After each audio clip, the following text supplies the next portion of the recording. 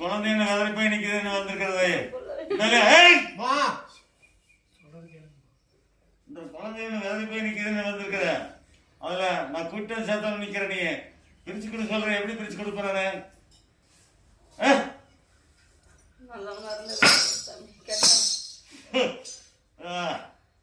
எப்பா பிரிச்சு கொடுக்க சொல்றாங்களே என்னோடதான்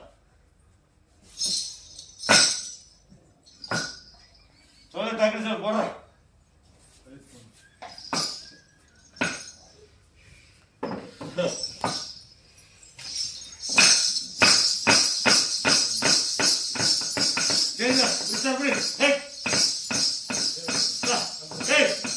நீ மதம் அடிக்கிறியாடா?